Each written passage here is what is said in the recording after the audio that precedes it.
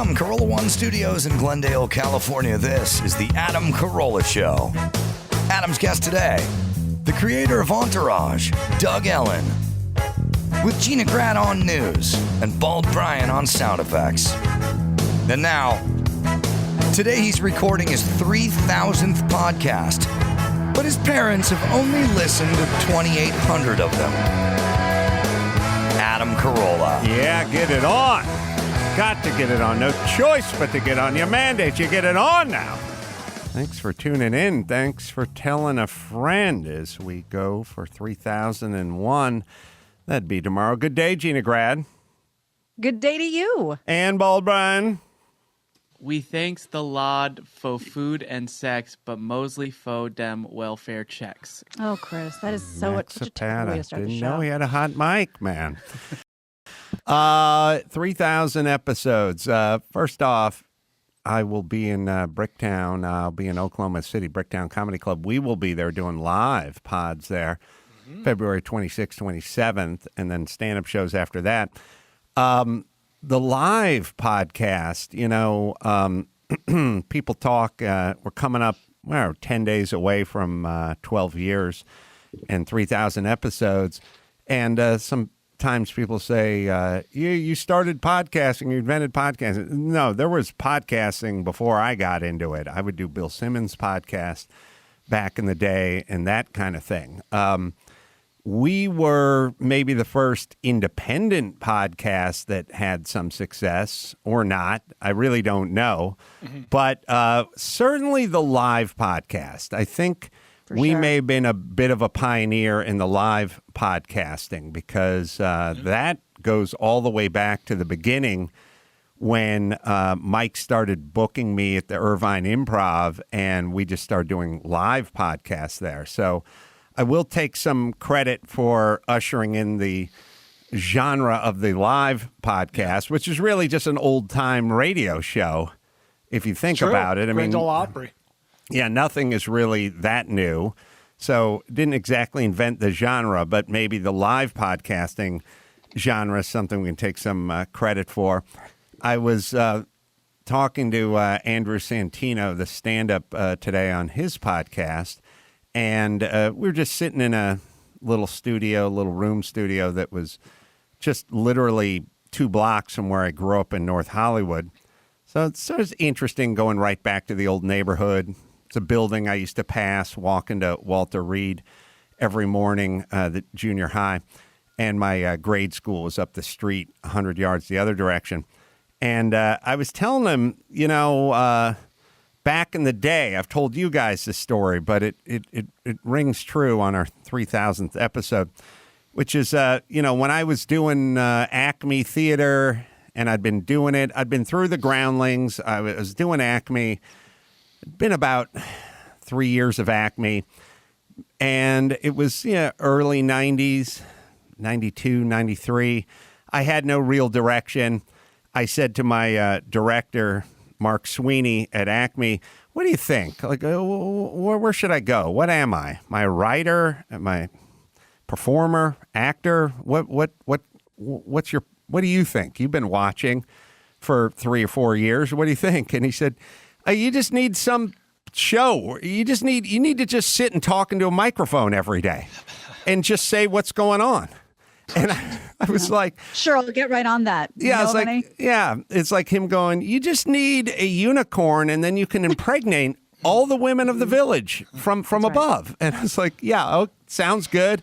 I'm trying to get laid.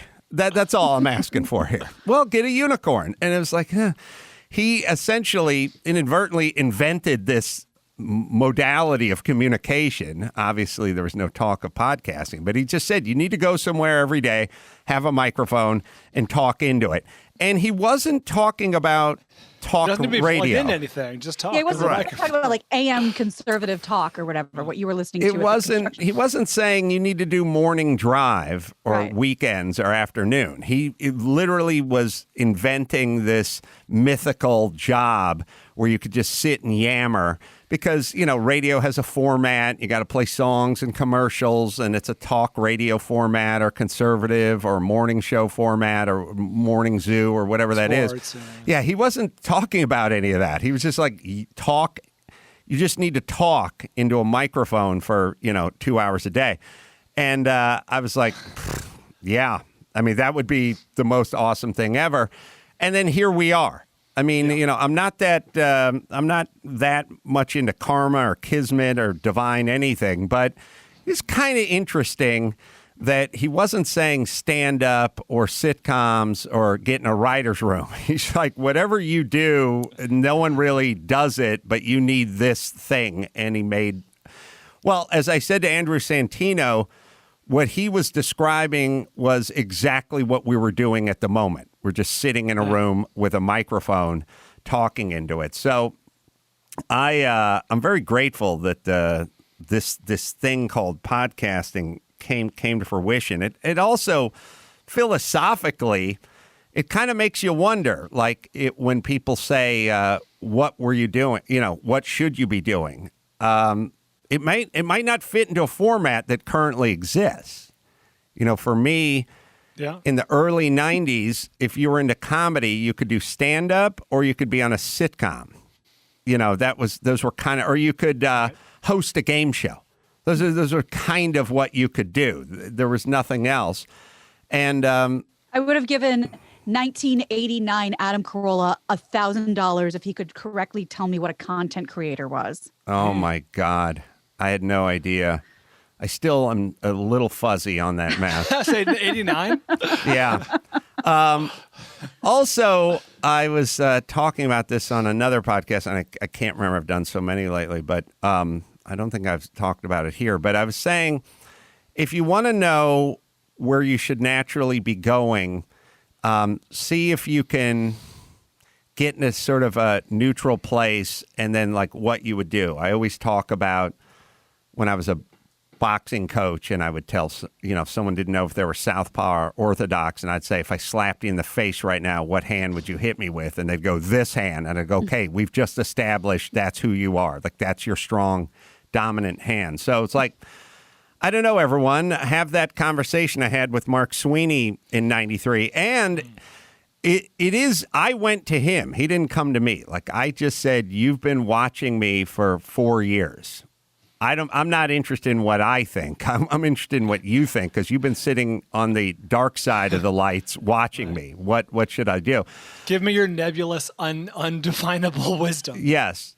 And I remember at the time being very let down because I was probably hoping for, you were born to perform. You need to be on stage, or you're such an incredible writer that you need to get with a group. I thought he was going to point me in some direction. He pointed me in no direction, but maybe the ultimate direction, which is this. And again, at the time, I was somewhat devastated by his made up job for me. But now I'm happy. So 3,000 in, and never had any ideas about anything other than talking and connecting and communicating. We got some calls up here. Yes. To tie it all together, all the stuff we've been talking about, the podcast, the live shows, cruises, et cetera, on and on and on, Mangria bar crawls and whatever, stepping back to take a philosophical look at it, it's fun. It's kind of mind-blowing if you think about it, but it's a job. It's crazy. Like this, we get paid to do this.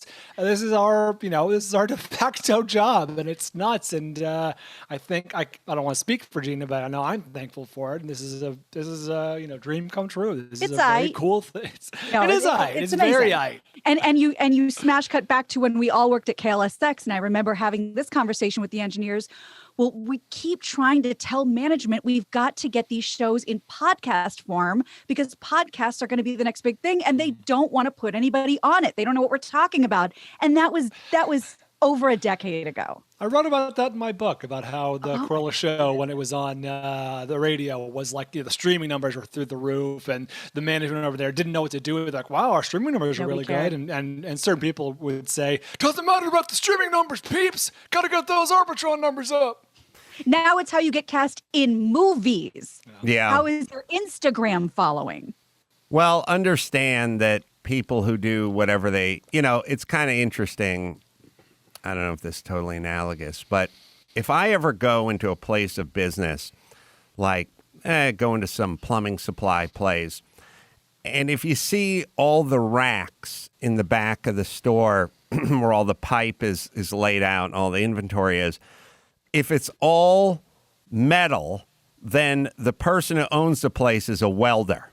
And if it's all wood, the person who owns the place is a carpenter.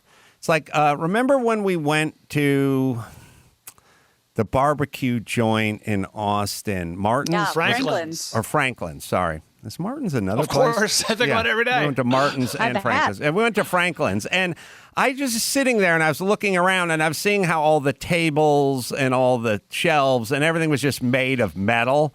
And I said to the guy who was bringing us our ribs, I was like, who's the metal worker here? And he's like, the boss is an amateur welder. And I'm like, okay, because that's what they do. And so That checks out. radio guys do radio.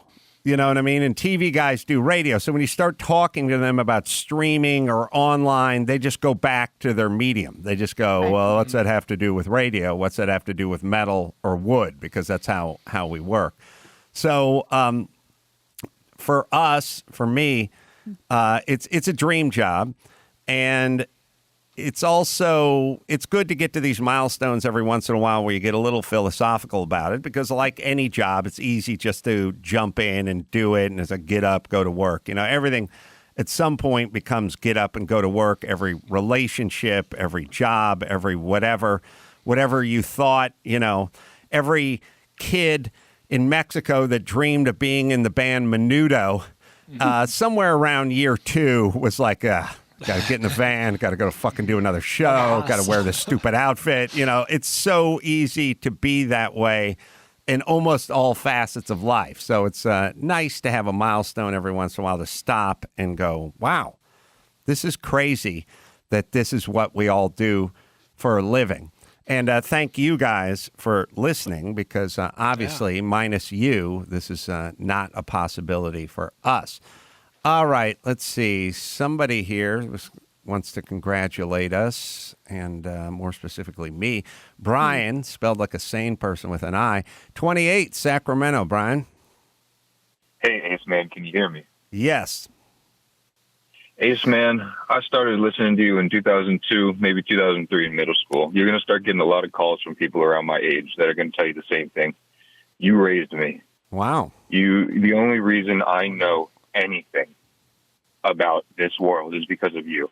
Brian, I'm expecting my first child on... I'm sorry? Brian, if you have that drop that says you're receiving a call from an inmate, correctional, please. Yeah, right. Brian, if you have and that my drop. heroin addiction is doing great. And no, Ace, I'm expecting my first child March 20th. At a California correctional facility. Thank you. Sorry.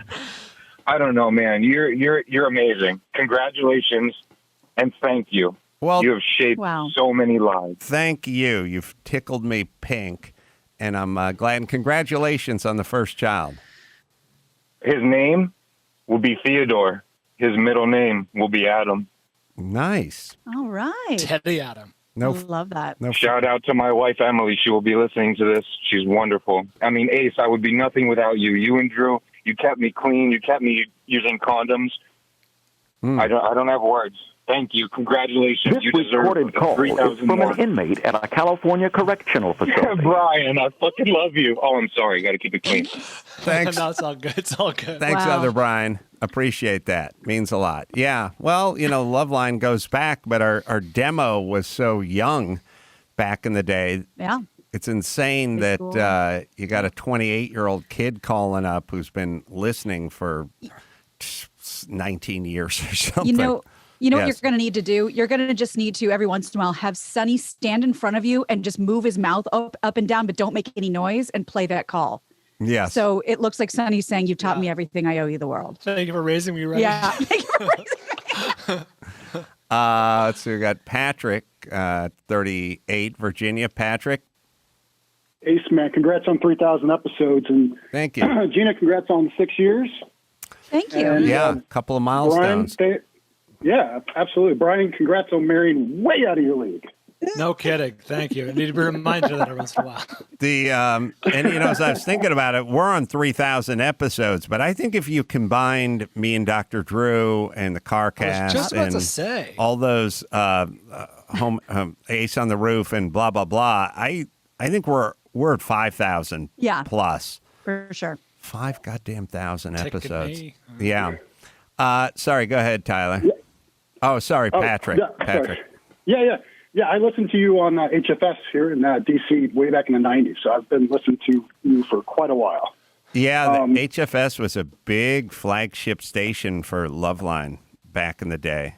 They used to fly me and Drew. That was awesome. I don't think they flew me and Drew out there. I think they just flew me out there to do the HFS festival and bring on the bands at RFK Stadium back when the Washington football team were the Chiefs. Redskins. Right. Sorry, the Redskins. Sorry, Chief. Although enjoy Chief while you I will. enjoy it while you can, Gina. Because if Redskins, fine. If we're getting into all sort of Native American stuff, a Chief's got to go, right? But you're the Chief, the Braves, the Chief, the Blackhawks. This is like never mind. I know we've been over this. I But know, that's a compliment. But it's coming. That's what I'm saying. Braves, Warriors, it's all eventually coming. Sorry, go ahead, Patrick. Oh, it's all good. I heard you have Doug Ellin coming on the show, and I know you're a big fan of Entourage, and I wanted to know a couple things. If you ever had a moment with Babydoll that kind of mirrored an interaction that we saw between Artie and Vince, or if you've ever met the real Artie Emanuel, and also, do you think that show could ever be rebooted? What does it look like, or could it ever be done in this climate?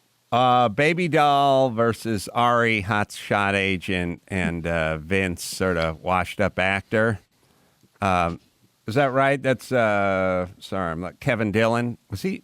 Oh no, that was Vince. Vince was the lead. Yeah, Kevin. Adrian Grenier. Yeah, I've had exchanges with Babydoll that were not Vince, but Kevin Dillon's Viking Quest character more. One that comes to mind most famously was when we did the laughs for Bald Brian initially. Indeed. And Wilshire E. Bell Theater. That's right. And big place, 1,200 people. Oh. And I was getting together the acts, and Brian probably remembers the acts more than me. We got some pretty good acts there. We had well, it was all the guys from Laughs with Bud Brian. It was Fitzsimmons, Dana Gould, Larry Miller, Joel McHale, the Dan Band, and Bad Religion was a late edition, but it was a good show. Yeah, and of course, we wanted Jimmy to do something, and Babydoll represents Jimmy. Drew was there, yeah. And Babydoll was like, I'm not going to let Jimmy go out there and make an ass of himself. And I was like, why is he going to make a half-filled house? To a half-filled house? And I'm like, why is it half-filled? And he said, come on, baby. It's 1,100 seats. Come on. And I was like, well, I sort of removed myself from the equation. I just said, yeah, we got some good bands and some good comedians. I think there's some good draw cause. there. And he's like, baby, $150 a ticket, 1,100 tickets. No, not going to let Jimmy make an ass of himself out there. I don't know exactly why you have to make an ass of yourself in front of a half-full crowd. I feel like you could have delivered the same message regardless. Yeah, just the same. Well, like when Celine Dion does a residency in Vegas and it's half full on a Wednesday night, you think she just gets up there and just kind of mails it in, or could she mutters just into the microphone? Yeah. Here, there, wherever you are. Right. So that was kind of a Kevin Dillon, Ari.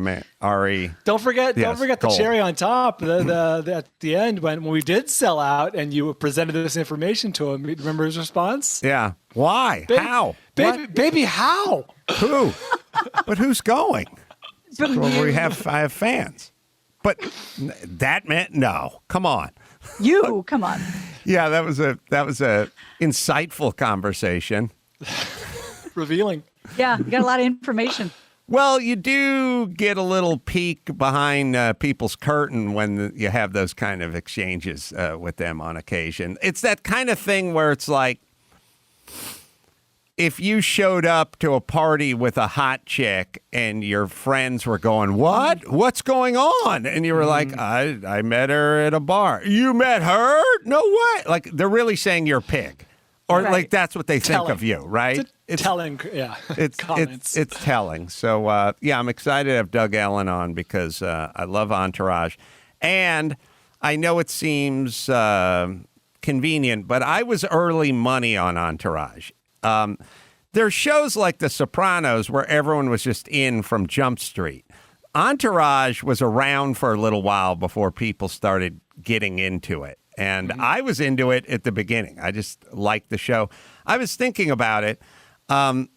Sex and the City, which is, see, people make way too much about like demographics. Like to me, they were both the same show, good writing. One was an all-male cast where you go, of course, Adam likes Entourage. That's his world. He identifies with Turtle or something.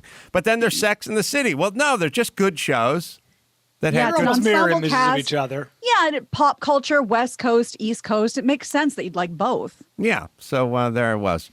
Patrick? Yes, Ace. Thanks for listening and hanging in for all these 3,000 episodes. I really appreciate all the content, you guys. Thanks for everything. Thank you. Yeah, this is the longest job I've ever had. I was a carpenter for, not a journeyman carpenter, but I probably wandered onto my first job site when I was 19 and a half, and I probably hung up my tool bags sort of for good, probably 30 and a half, 31. I was doing radio, but I wasn't really getting paid. I was getting like $50 a bit at a certain point when I was 30 and a half, 31. I was still working at Bean's house and at K-Rock, like building the lockers and building all the places where they kept the sound, the racks where they put the carts in them everything like that. So I was probably either digging a ditch on a construction site when I was 19 and a half and or doing some form of carpentry, pretty part-timey at this point, but getting paid still when I was 31 and a half. So that's right about, but then it just kind of ended after that. So that was probably carpenter, probably my longest run in the job department. And then Loveline was 10 years and a little bit. So that was a decade. If you would have said to me when I was done doing Loveline, well, actually probably when I was done doing morning radio for 3 years and change, that you would have a consistent job that would last longer than any other job you've ever had, I could have seen it falling on the umbrella of doing various TV shows or various radio shows, but not one job. Or maybe some cabinet finishing. Yeah. Yeah, there was always that to fall back on, but I never would have thought that there would have been one job, and here we are, coming right up on 12 years and 3,000 episodes. Let's see. Got a follow-up from Tyler in New York City. Tyler? Ace, man. How you doing, man? Hi, Guy. Hi, Guy. What's going on? 3,000 congratulations to you, man. It's an incredible achievement. Thanks. The first time I remember listening to you was I was listening to you on Loveline. I was a teenager. I'm 36 now. And my first rant I ever heard you give was about how they don't need to say tampering with, disabling, and destroying for the smoke detector in the airport bathroom. You know, if you want a little insight into my life, for the first 5 years that I would rant about that, it was only one airline that did it.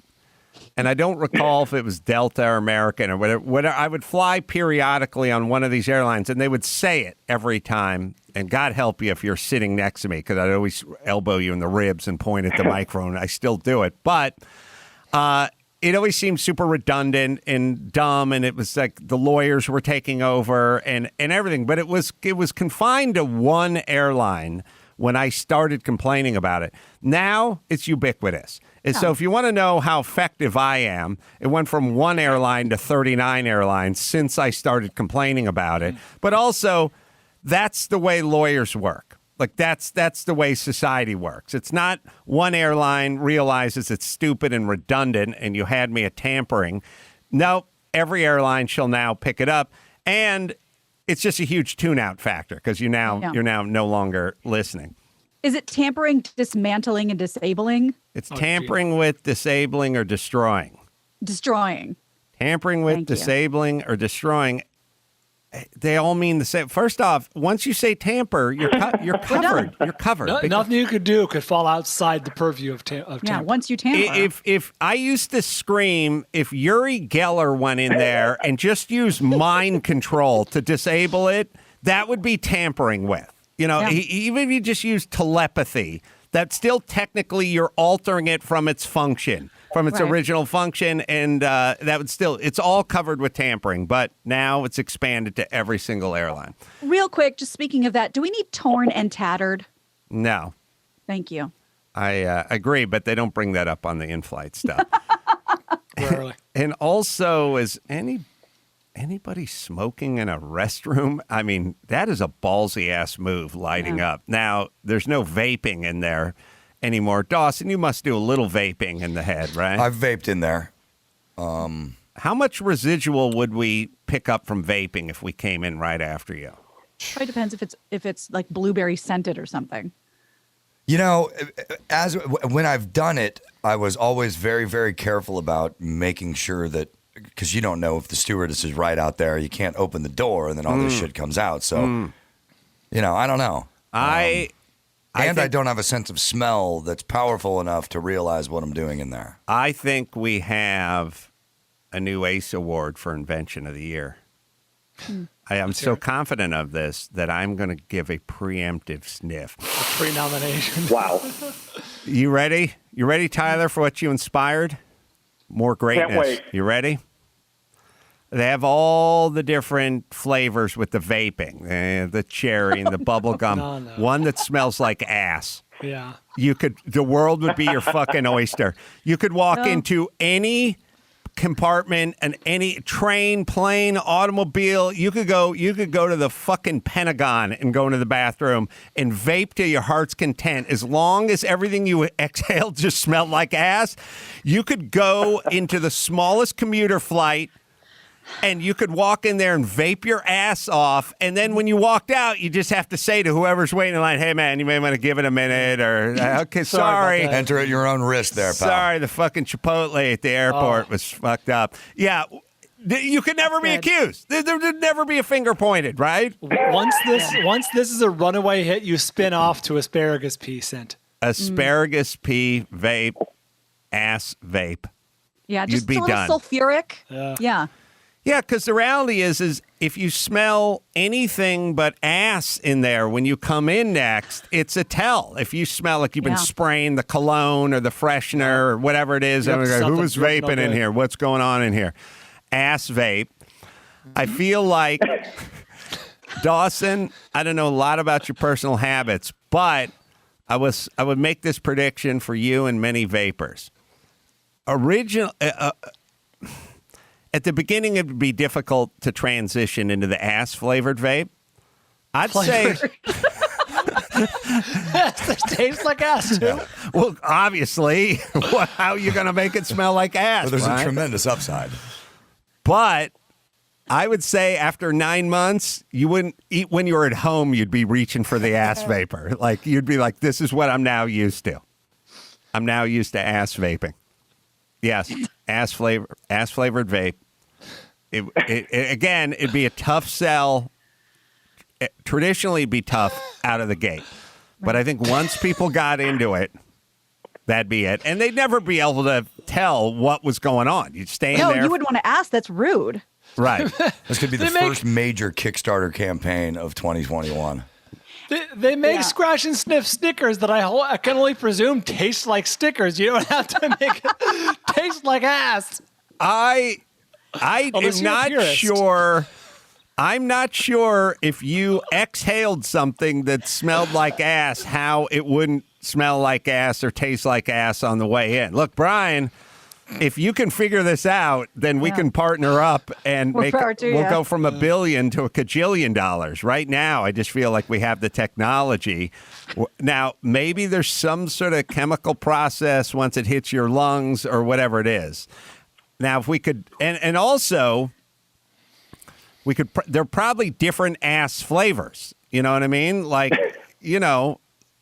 let's face it, when Gina's squatting a log, it's not the same as Dawson, and it's not the same as the porcelain Punisher. Maybe we dial one in for your own ass. But and it's a win-win, because if you are a serious vapor and you try it and you throw up, you go, you know what? I'm off vaping. So, okay, that's a win. And then the person who likes it, well, that's a win too. I made some Portuguese beans the other night. I smell that as a flavor. Portuguese bean. Yeah. Yeah. It's awful.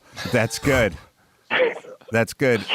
Who is the actor who used to do the blue spots? Not Ethan Hawke. He was on the show recently. Yeah. Oh, Dorff. Yeah, Stephen Dorff. We get him. He's walking along the beach in Malibu. He's vaping. People are walking past him in the sand, like put their hand on. Jesus I got the name. Mommy. Because it gets you high, it's called ascent. Ascent. That's not bad. Nicely done. And that sounds like that's a good perfume commercial. The first vape pen specifically made for the frequent flyer. That's right. That's great. Because it's an issue. I mean, you're flying at Dawson, you may not be able to go to Australia. That's too long a haul for you. I mean, the Nicorette is fine, the patch, but I mean, that's for the commuter stuff. I mean, maybe that'll get you to Chicago or New York, but if you're talking about going to Sydney or China, man, you got to get that ascent in there. Yeah, that would be good. There's really, I don't know what they could do short of frisking you, before you got on the plane. And even then you could go, hey, I enjoy my ascent when I land in Sydney. Yeah. This is Let's America. keep it holstered till then. Yeah. Where's the flaw in this plan? I don't think it's detectable. Can't find I really don't. That's pretty good. Now, maybe there's an issue that if you go in there to offload and you blow the place out with your own legitimate God-given ass, that there's some competing ass in there. Hey, did two people shit up this head? Yeah. The real ass will make the fake ass smell fake. I think they would just kind of combine to be one. Okay. You know what I mean? Like when you're mixing a color and you put a little black in with the white and it ends up just sort of turning black, or one dark gray or something like that. I feel like the ass would combine to create a super ass scent. But there's got to be millions of Americans who want to fly, who want to vape, who are a little stressed out in these times. You know what I mean? Yeah. I would also pitch to the airlines who would be trying to get this stuff, taken off the shelves. I would say, hey, you want people to keep their mask up, don't you? You know what I mean? Well, what better way? Of course we do, yeah. All right. Well, this will assure that. Thanks for inspiring me, Tyler. Oh, no, you've been doing it to me my whole life. So, 1 for me, 10 for you. I also wanted to give you hold on, Max and Pat, what are the different vape flavors right now? Let's see if we can slide the ascent in there. I think it would work. And, we wouldn't get any shit from the parents groups or like, these are made for kids. Come on, this is being targeted for kids. No, these are being targeted for the hardest core of smokers. Yeah. Like they always talk about that, like, one side would say, look, this is a useful tool for people who smoke to get off of cigarettes. And they go, really? Bubblegum flavored? Really? Right. Is that for an adult who's trying to wean themselves off of cigarettes? But no argument with the ass flavor. No one's taking it's a win-win. No one's taking the cause. I'll read you the first right. And also, but speaking of that, Wind. Speaking of that, for the kids who wanted to sneak a little toke in the bathroom at home, that would work as well. Yeah, I mean, no judgment from stepmom coming in there. Smoking in the boys' room. That's right. Yeah, think about what they can do in high school. You know, Oh, right? In the yeah. bathroom in high school. You can't pull off a cigarette or a cherry-flavored vape in the stall in high school, but you just go in the fucking stall, shut the door, and go to town, man. Yeah. Wait a minute. But here would be, you know how every single invention and medication just has some class action lawsuit that comes, 14 years down the road, every medication, every cancer treatment, every pubic mesh or whatever. There would be a whole class action lawsuit against people who were turned gay. The clientele's like, I didn't know I loved ass so much. Yes, that would be very valuable. Now, look, most of them would just be folks that Garagos was rallying to turn a quick buck, but I could see that as being a side effect, a very legitimate side effect. You got to have a warning on the label. may increase your appetite for ass. Gina, don't give us that look. All right, put it this way. Yeah, it's a two-way street because it probably gets you off the fellas as well. Yeah. Look, I have to explore all of these ideas, Gina, before we go to market. I understand. We got to focus group on Ascent, or the working title Shatix. Shatix. Well, obviously, other brands would compete. Right. Yeah. You know what I mean? Becomes right. Once it's generic. Yeah. Oh man. Compared to active ingredient in Ascent. All right. Thanks for the inspiration, Tyler. What flavors do we have, Max Spana? See if we can squeeze. I'm just looking it up. The first ones that pop up: strawberry watermelon bubblegum, All tells. peachy rings. Yeah. What were you going to say? I was in the bathroom in my Southwest. I was just eating some watermelon. I didn't see you walk in with any watermelon. Yeah, that's not going to work. Yeah, blue raspberry. No. Mango. No. Yeah, berry. Is there such a thing as a blue raspberry? Every Slurpee flavor. No, I know. It's not a thing. I know some synthetic thing. Yeah. No ass flavor at all? You're not seeing any. Well, keep looking. Conflicts? I know. Again, we don't need the flavor. But Brian, look, I'm with you. I fucking pray we have this technology, but as with the raspberry, the blue raspberry, I just feel like or the watermelon, is there any way to take it in and not have it taste like watermelon and then have it smell like watermelon when you come into what comes out of you smells like watermelon? That's the thing. That's my problem. There are items in this world that kimchi, for example, smells bad, but I assume it tastes pretty good. Dragon fruit or whatever Durian. Durian's the worst smell on the planet. It actually kind of tastes like banana. See? Well, think big. Think big. All right. Listen. He's open to it. I hope you're right. Yeah. I pray you're right. We'd have flavors like orange dingleberry and different like ass-related. Full on the cheese. Yeah. It's technically berry scented. Menthol back sack, for the discerning smoker. Talc. Yeah. I would hope. Yeah. I hope you're right, Brian. I hope you can take it in. I just don't mathematically know how it could not taste like ass on the way in and be converted to ass on the way out. But we need some best minds on this. Either way, I think this is going to be a real moneymaker. And then, not to pat myself on the back, but I just feel like you could then do this wherever you wanted, all the time, every time. There's no workspace. There's no plane. There's nothing. And people will be only too happy to leave you alone. Yeah. Once they get a whiff. Yeah, even if you're in like an Uber, I feel like you could sneak a puff. Oh. You know what I mean? It's like I drop my keys and then you just bend down. All right, we got one more here. Let's talk to Robert, 39, Castor Valley. Robert? Mijo? Happy 3000th episode, Ace Man, Gina, and Bald. Thanks, Robert. Thank you. And to answer that question about the vape, there actually is a company called Nola Vape that has a dog poop e-juice, and it's flavored like dog poop. Get off our turf. You'd have to travel with your dog. Right. Yeah, that's true. Could you tell the difference between human poop and dog poop? Wait a minute. Why do they have a dog poop scent? It's considered an April Fool's joke. Novelty. So They're not taking this serious. Their heart's not in it. Yeah. And do they even manufacture it, or is this kind of a goof? No, They got they a do manufacture. 2.3 You out can of buy 5 it. rating. All right. Well, get the Dawson, secure the domain name ascent. Make sure it's spelled correctly.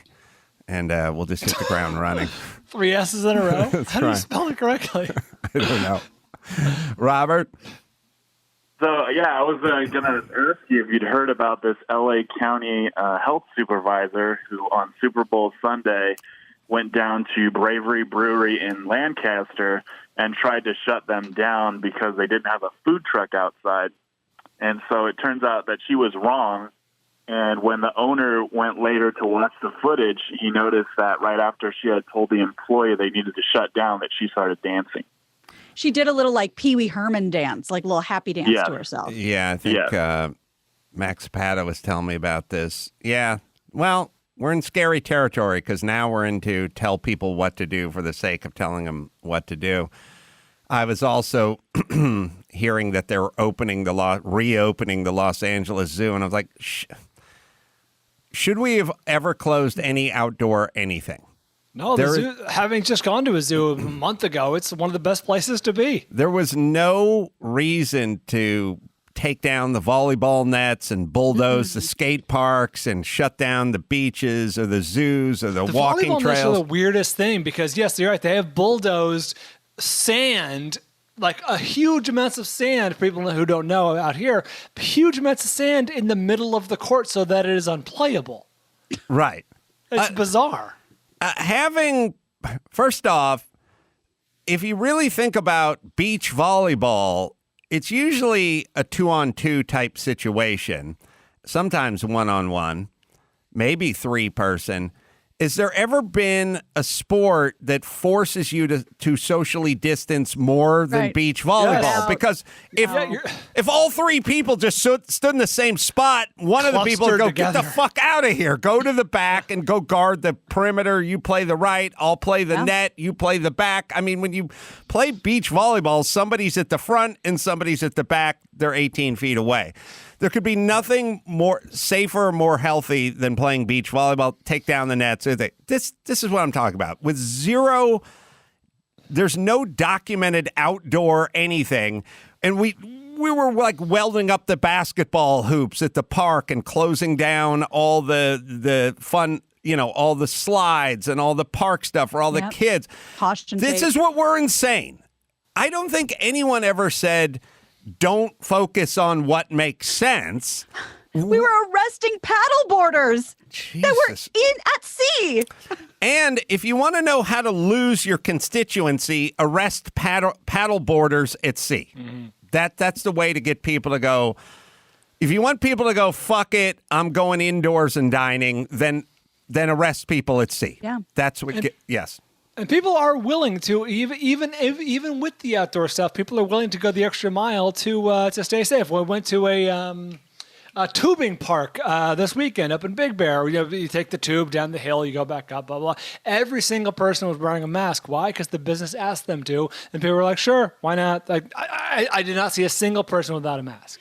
And just FYI, I'm going to look for this on my phone. In about 15 minutes, there's supposed to be a press conference regarding reopening LAUSD. So I'll keep you posted for notifications. I'm sure it'll be a bunch of double talk. All right. We'll take a quick break. Thanks, Robert. Yes. Victory dance after shutting down another small business. Good job, big government. Let's hope you don't get any bigger.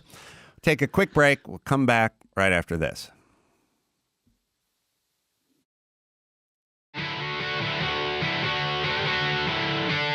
It's time to check Adam's voicemail. Hey, Adam. I just want to appreciate all the content you've been putting out. It's really helped me get through the pandemic.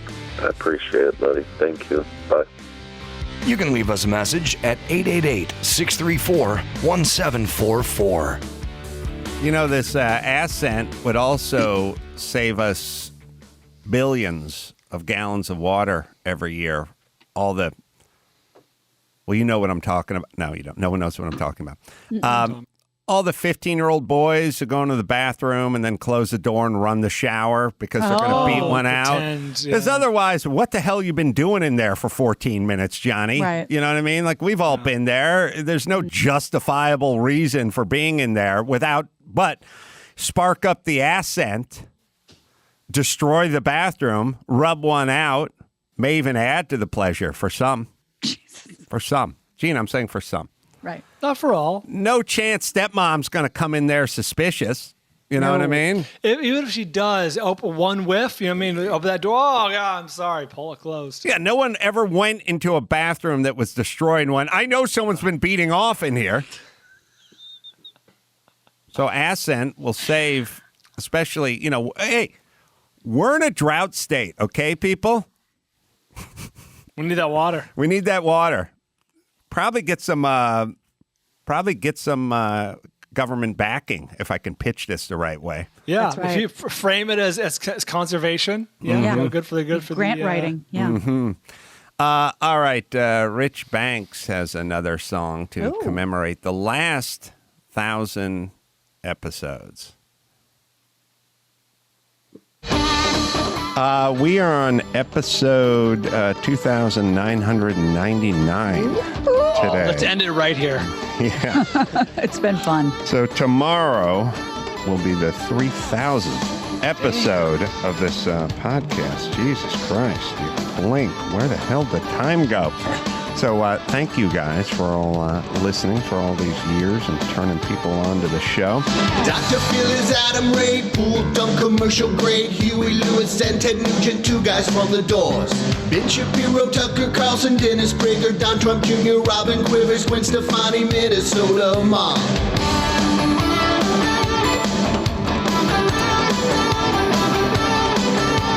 Oscar jokes, drunk tank, Brad Williams, Jeff Goldblum, John Cleese, the Gilbert guy, Dan Dunn is pouring rye, Kevin Bacon Chassis made a doc on Willie T, COVID lockdown, homeless campers, Little Miss Sunshine. He's done 3,000 podcasts, and he won't quit talking, no, he can't stop squawking.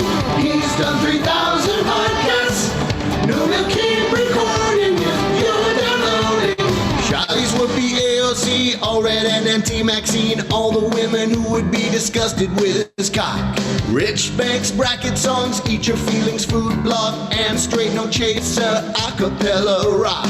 All woke, no joke, New York Times, Snub's new book, Giovanni Superfan, Meltdown mashups, Train and Tramp, Crenshaw, Dennis Quaid, Howie Mandel, Nick Cage, Vintage Race, No Safe Space, Dr. Drew is tuned out. He's done 3,000 podcasts, and he won't quit talking, no, he can't stop squawking.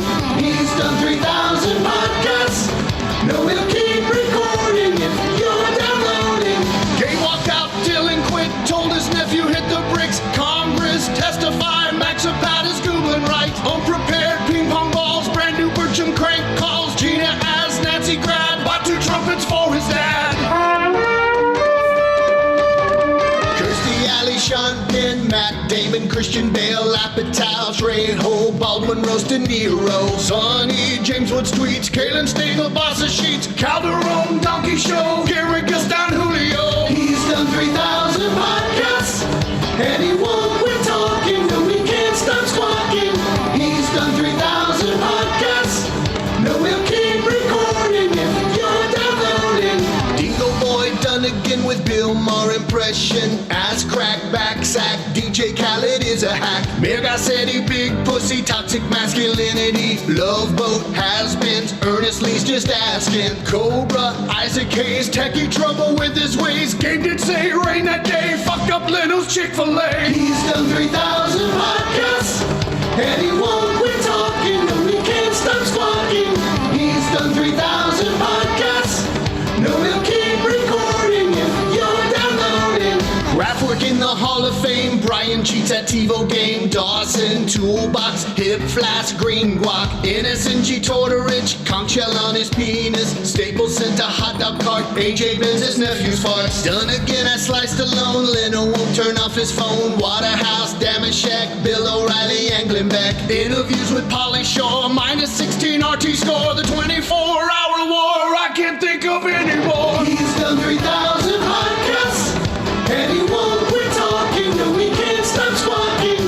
He's done 3,000 podcasts, and like this song, it will keep going on and on and on and on and on and on and on and on. He's done 3,000 That was awesome. An epic every time. I got a little emotional. That was really awesome to watch and to listen to. I want to thank Rich Banks, Lynch, and Dawson for the song, and Haley, who whacked up. That was a lot of video, man. Yeah. Holy It was incredible. shit. That was Epic. a ton of work. You can watch it on YouTube. It's everyone should do at least 1,000 podcasts. So you can, because you. I don't know if you guys are like me, but I'm always just kind of like, well, I don't remember doing that, or what was that, or that I kind of remember that was cool, or who cares? And I just always sort of whatever's next. It's my wiring is sort of what's next, and not a lot of nostalgia. But boy, man, we've done a lot of stuff. Well, I mentioned on the show before, I think you guys are on the same boat, but when we're doing this podcast, we're in think ahead mode, we're not in memory making mode. Like when I'm done with the show, Christy will be like, "Oh, what happened on the show today? What anything funny happened?" I'm like, "I have no fucking idea. Maybe I'll find out tomorrow." It'll be available tomorrow. Yeah, when people tweet me, but I'm not making memories as we're doing this. So it's nice to have the songs, the clips, and everything. Oh yeah, that was good. That was funny. Well, your brain is rattled with cancer. That's true. That's why I'm asking if you guys have the are in the same retention boat. that a lot of normal, healthy, able-bodied. No, it is true that if you're in make it up mode and not in sort of hone it and regurgitate it and craft it mode, then you don't really commit it to memory. I mean, how many times it happens to you guys? It happens to me too, where people go, "I love that bit you do on whatever," and I'm like, I don't even remember what that bit was. Like when someone gets to our ascent ass flavored vape pen 4 months from now, I'll be in like, October, yeah. I'll be like, "That's funny. Whose is that?" Like, that's good. And you don't remember stuff for a totally different reason than I do, because back in the old days, we did over 2,000 podcasts of the Pretty Good Podcast. Plus we did all these spin-off shows, and I've never listened to one back, and I can't, and I won't, because I'm afraid I'll never get over it. It'll be too embarrassing. It'll be too cringeworthy. So yeah. You at least have a different reason. I'm too scared of what I'll hear. Well, you bring up an interesting point, which is the worst day of anyone's life when they're in terrestrial radios to do an air check. Because your program director, come to my office, close the door. Never picks out shining examples of you being an amazing broadcaster. Not what you're in there for. They always find a couple failures, and then they bring it in, and it's kind of hard to argue with it because it's your voice into a microphone, and then they explain what you did wrong. So I think everyone just instinctively shies away from the air check. On the other hand, and no one wants to be self-indulgent, like, I just want to listen to myself. But there is definitely something like, I don't know that it's any different than when they videotape you at the golf camp and they watch your swing. You know what I mean? Like any golfer, any duffer would tell you that taking a good videotape of you swinging a club, well, then you watching that videotape would teach you a lot and probably make you a better golfer. So as cringeworthy as it is to see what that backstroke really looks like in real life, it's kind of important to do it. Yeah. And I wouldn't say do it every time you swing the golf club, but sticking with the metaphor. But every once a month, listen to a show. See what you sound like. See what you know what the main thing you learn from listening to a show is how often you missed things because you weren't listening to what the guest or the whatever is saying. So listen, and it'll help you be a better listener. Doug Ellin is ready. Oh, okay, good. Well, we'll cut this a little bit short. Let me hit Liquid IV. Ooh, had some of that this morning. Yes, movie night with Sonny last night. Stayed up late, had a little extra scotch, and had my Liquid IV this morning. They have the hydration formula. They also have the energy multiplier, which is a game changer. One stick is like drinking 2 cups of coffee. All natural alternative to processed energy drinks. Again, getting a little tired during the day, especially, and you don't want to have to brew up a pot of coffee. And why should you? Turn your teeth brown.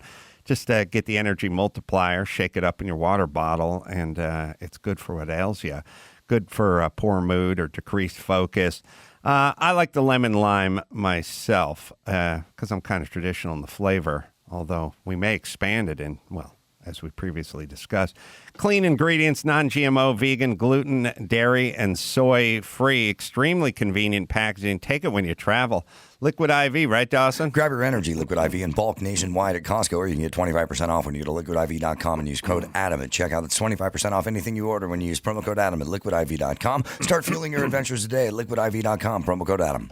All right, take a quick break. Back with Doug Ellin, writer, director, producer, and the creator of one of my favorite shows, Entourage, right after this. In the spirit of Murrow, Jennings, Cronkite, here's another great moment in local news. Can I ask you, if you won all the money, what would you do with it? Bunch of hookers and cocaine. Oh, okay, that's not good. We were hoping for a different answer. That's probably not the answer that we're looking for. That's a great moment in local news. Now, back to the Adam Carolla Show. Yeah, well, don't ask guys who look like Kid Rock what they would do if they ever won the lottery. Doug Ellin is our guest. Victory, the podcast, available on Apple Podcasts and Spotify, co-hosted with Kevin Dillon, one of the most underrated comedic actors around, Kevin Dillon, and produced by Kevin Conley. Good to see you, Doug. Good to see you. How you doing? Good. I'm a huge Entourage fan. Thank you. Appreciate it. Always was. I was saying earlier in this podcast that I felt like I was early money with Entourage. I liked it from Jump Street. I felt like a lot of other guys I knew in the comedic world that took them a season and a half to kind of come on board. Does that ring true? Yeah, that definitely rings true. I mean, it wasn't until really the second season I started feeling like the town was kind of embracing the show. But you're early with everything, Adam. I mean, you were doing podcasts before anybody knew what it was. I mean, I remember when you asked me to do your podcast years ago, I was like, oh, what is it? So it's pretty amazing that you were ahead of the curve like that. Well, the thing about being early with stuff is it's lose-lose, because if you are at the time you're early with something, everyone just calls you a heretic, like you're lunatic, you're an idiot, that's never going to work. So they tell you it's never going to work. And then later on, when it does work, they completely forget about that you were talking about it 10 years ago. So for all the kids listening out there, never innovate. That's basically the message I'd like to send. A lesson. Victory, I'm guessing, is from Viking Quest.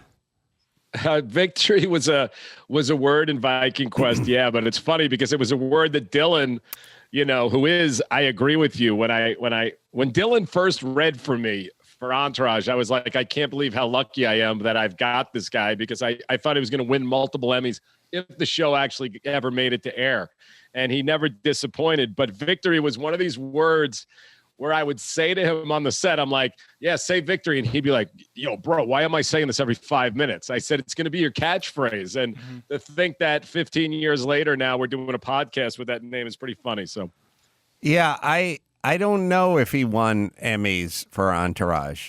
Did he? He nominated a couple times, Golden Globes, but no wins. Piven got 3. Piven took his wins, actually. He was so good. And again, so underrated. I think it's sort of the ultimate compliment, which is he seemed so much like that guy that we didn't give him credit for acting. Yeah. I mean, he made choices every day and was so good. And I remember, when we were first shooting, which it's funny looking at Entourage now, which history will obviously ultimately be the judge. But when we came out, we were very well received critically. And the night before, I remember the exec from HBO was like, just get ready to get trashed. We do smart stuff here. We do, kind of intellectual stuff, and they're going to hate this. So, but when she was on the set one day, she watched Dillon do this very simple line.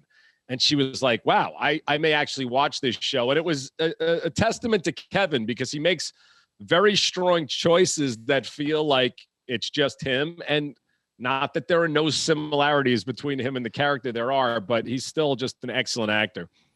The episode where he had to go to the valley during the heat wave, it makes me laugh just thinking about it now. It was just such a great episode. Is Entourage in syndication somewhere? I will rewatch the shit out of it, but I don't know where it is. No. You know what? We syndicated and Spike TV. I don't even know if Spike TV exists anymore, but we syndicated on Spike. Obviously, it's still on HBO Max.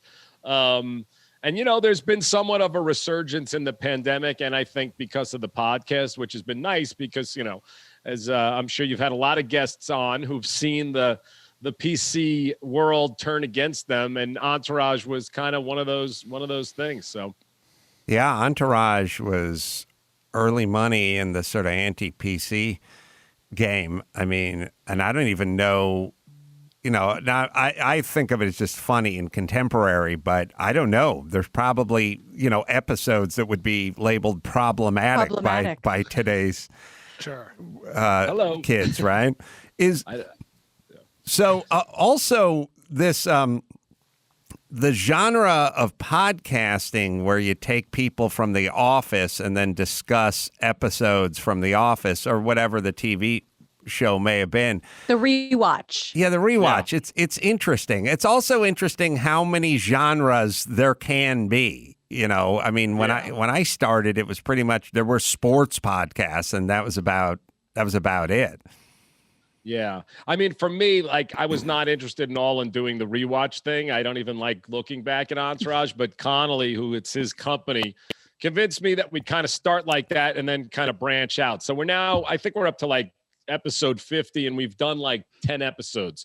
So we're moving further and further away. We'll still do them all at some point, but you know, we really talk about our lives, our careers, and everything in between. And it's kind of what people say is that it's kind of the vibe of the show, which is just hanging out with your friends with not as much vulgarity as perhaps the show had, you know? You know, it's interesting in the Kevin Dillon department. You know, a lot of people forget that Matt Dillon was the biggest teen beat heartthrob actor. I mean, Matt Dillon was kind of Brad Pitt before Brad Pitt was Brad Pitt, right? I mean, he was on every poster in every 14-year-old girl's room. He was just that guy. Yeah. And I don't know what Matt Dillon is up to. Is he up to stuff? You know what? He's always working. He directs films. I think he got nominated for directing. I'm blanking on the name of it, but he's always working, and he kind of, you know, moves at his own pace and does what he wants to do, you know? And I think he's never really kind of just headed to the spotlight, but super actor. And yeah, I mean, when I was growing up, Flamingo Kid was a movie that just was obsessed with. And, you know, when I was growing up, I wanted to be Matt Dillon. We all did in Long Island, you know?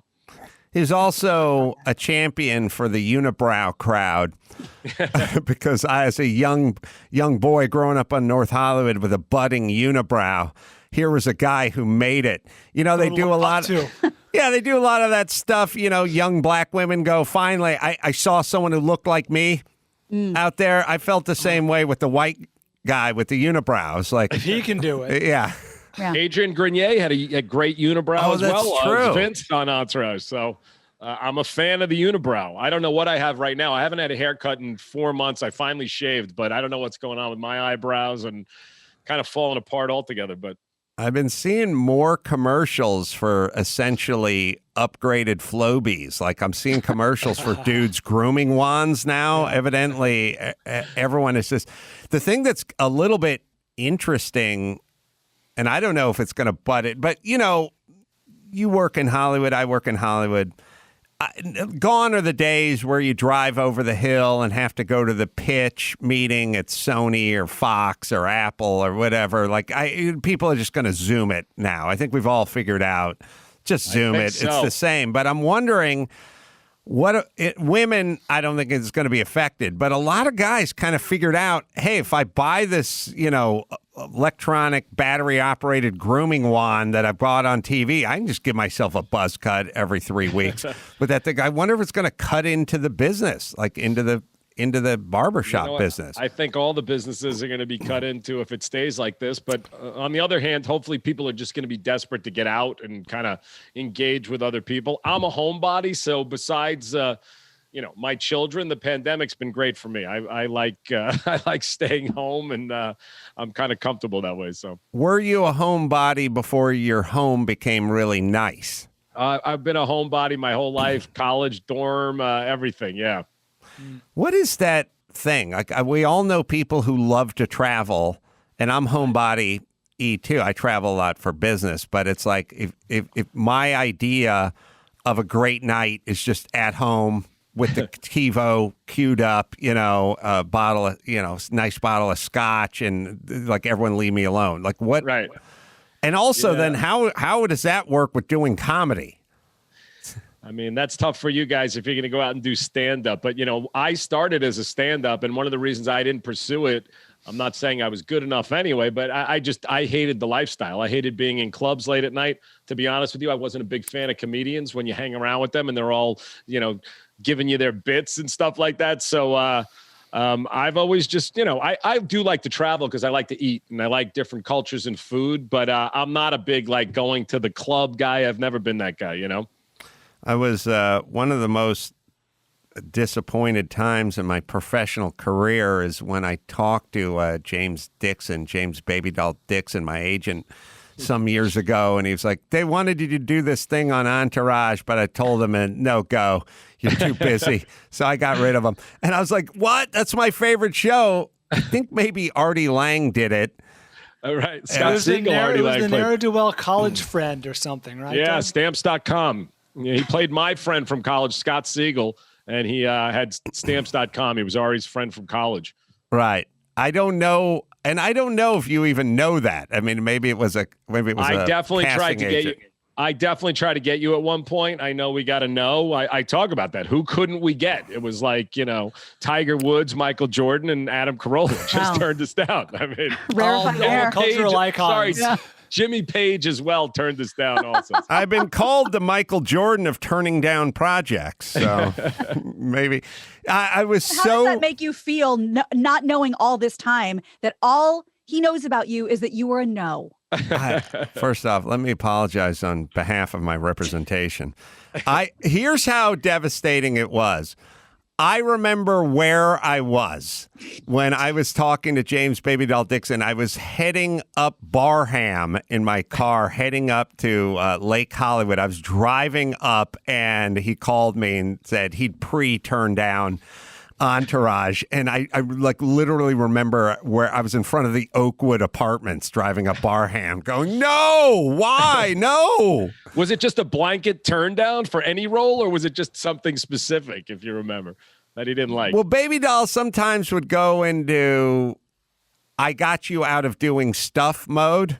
Right. You were too busy. You were doing something, Dancing with the Stars or something. There was something. Yeah, I mean, to be fair to him, I was doing a morning radio show, and he probably wanted me to focus on that. And maybe I was doing something. I am always doing three things, but I'm also like, hey, if it's my favorite show, I think I could figure out a way to shoehorn that in. But next one, we'll have to figure it out next time. I know, please. And it was also one of those things where I was like, hang up with me and call him back. And he's like, that was a month ago.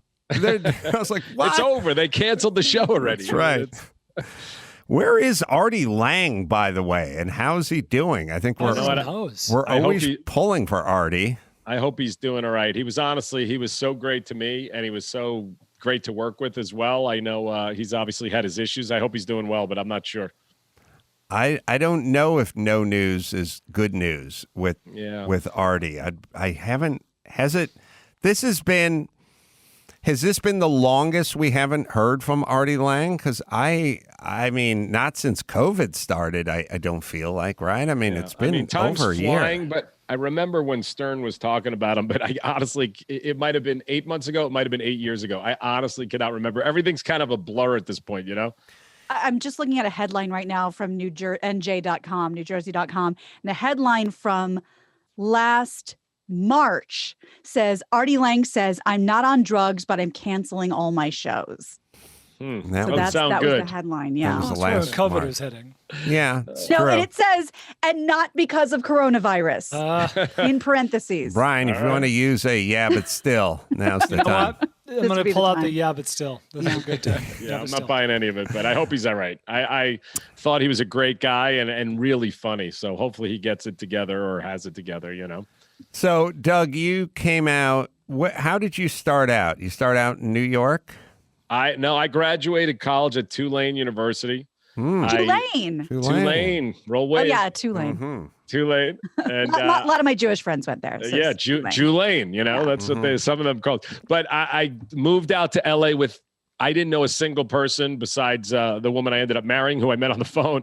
And I started doing stand-up. I had nobody I knew in this entire business at all. I got a job at the mailroom at New Line Cinema, and Mike DeLuca, who became an enormous producer, was VP. But I did a stand-up show to raise money for a short film that I was doing, and he wrote a check out of his own pocket for me to do that short film. And I then went to AFI, and stand-up disappeared, unfortunately, I guess. I don't know. But I that's how I started. So, and then how long after that did Entourage come about? Well, I did a couple of movies before that, but I got right out of film school. I got hired to do a little $50,000 movie that's been playing around the world for 20 years that I was paid $11,000 for, called Fat Beach. You might have heard of it, but it still plays all the time. But we shot that in like 6 days. And then I did another independent movie called Kissing a Fool with David Schwimmer and Bonnie Hunt. And we sold that to Universal. And then Entourage came after that.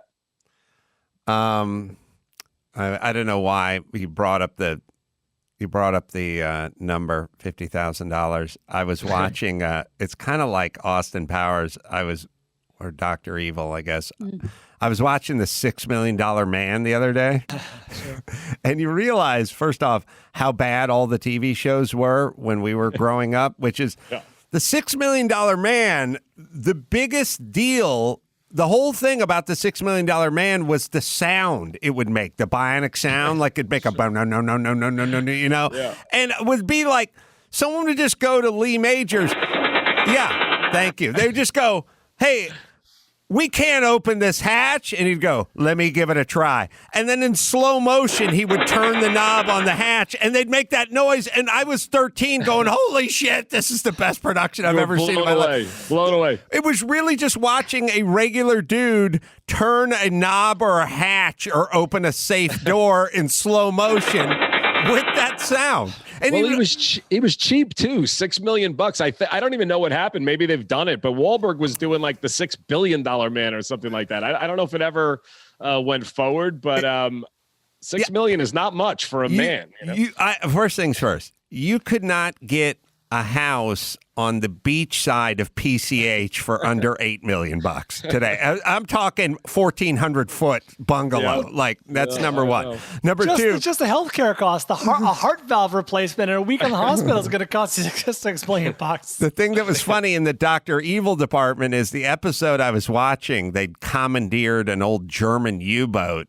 And it was filled with like poison gas, and they were going to launch it and take out the entire east coast of the United States. And the guy's like, if I don't get $20 million, I will take out half of the United States. And I thought, but it also went at the time I was watching. It's like, and by the way, there were 9 other guys on the sub. Like you would have had to whack that $20 million. Everyone would have walked away with 1.2. And then pay taxes. And then totally taxes. Fucked. Especially California taxes. Oh, not only that, you got their agent, publicist, manager. I mean, yep. It's tough to make $1 now. It really is. It's just, it's not like what it was. You got to, I didn't prep Max Zapata for this, but the $6 Million Man had a good beginning sequence because it was based on a true story. And not a true story, but kind of a true event. The guy took a experimental X-craft that was launched from like a B-52, and he tried to glide it into Vandenberg, and it broke up and had a horrible accident. And there was a real astronaut in there, but right. But then they came up with the Bionic Woman, And the Bionic Woman opening was they just completely mailed it in. They just showed her parachuting and then did a move where she looked worried, like looking up at the canopy, and then did a sort of swirly shot and then her on the ground. So she had a parachuting accident. But during the beginning sequence, they do the thing where they show her strength and her speed.